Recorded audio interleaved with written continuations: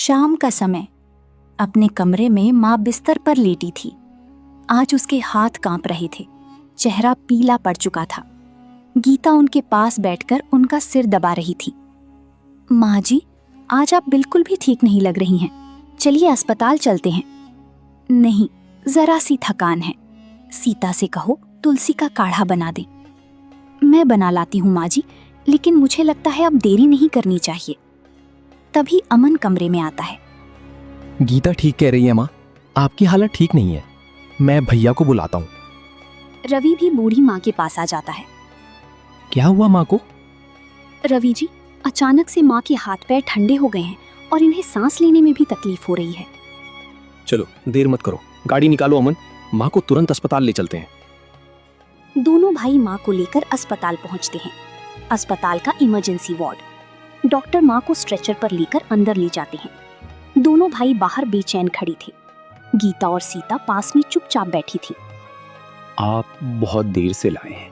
इनकी हालत पहले ही बहुत बिगड़ चुकी थी। इन्हें कार्डियक अटैक हुआ था।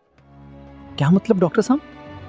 हमें खेद है, आपकी माँ अब इस दुनिया में नहीं रही। सन्नाटा छा जाता है। सीता रोने लगती है। गीता की आंखों से भी आंसू बहती हैं, लेकिन वो संयमित रहती है। माँ ऐसे कैसे चली गई? मैं तो उन्हें अपनी बेटे के स्कूल एडमिशन के लिए अपने साथ शहर ले जाने वाला था।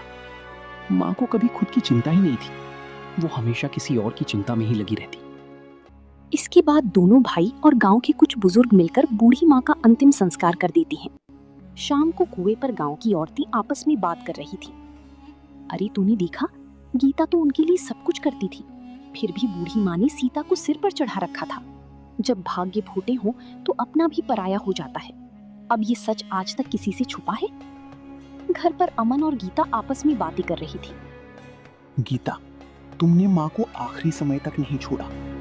उन्होंने तुम्हारे लिए कभी कुछ अच्छा नहीं कहा, फिर भी तुम माँ को इतना अच्छा समझती हो। मैंने माँ को माँ की तरह चाहा, पर उन्होंने मुझे बेटी की तरह नहीं। फिर भी मैं अपनी इंसानियत नहीं खो सकती थी।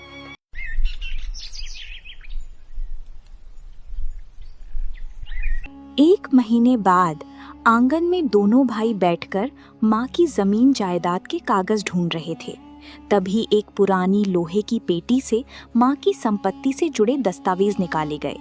गीता और सीता थोड़ी दूरी पर बैठी सुन रही थीं। देखो अमन, कुल मिलाकर 5 बीघा जमीन है और पुराना घर। अब इसे हमें आपस में बांटना है। हाँ भैया, आधा आधा बांट देते हैं, यही ठीक होगा। नहीं, ऐसा नहीं चलेगा। मेरा परिवार बड़ा है, मेरा बेटा है, आगे उसका भविष्य भी देखना है। तो क्या भैया, मैं तुम्हारा छोटा भाई हूं, मेरा भी परिवार है और मैं भी इस जमीन का बराबर का हिस्सेदार हूं।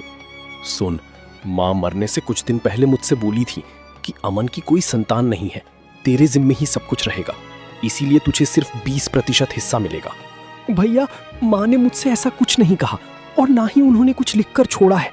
अगर ये बात सच थी तो आपने पहले क्यों नहीं बताया?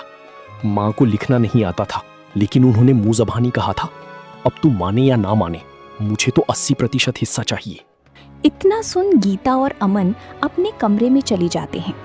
अब तो आ भी नहीं रही जो सच का फैसला कर सके, और आपके भैया इतने चालाक हैं कि वो आपकी कोई बात नहीं चलने देंगे। मैं झगड़ा नहीं चाहता गीता, पर अन्याय भी नहीं सह सकता। माँ के पक्षपात ने भैया को लालची बना दिया।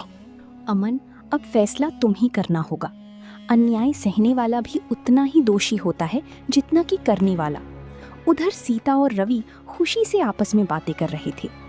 आपने सही किया जो जमीन का 80% अपने पास रखा। यदि हम उन्हें बराबर का हिस्सा देते तो हमें क्या बचता? हाँ, मैं बड़ा हूँ और जमीन का ज्यादा हिस्सा रखने का हक मुझे ही है।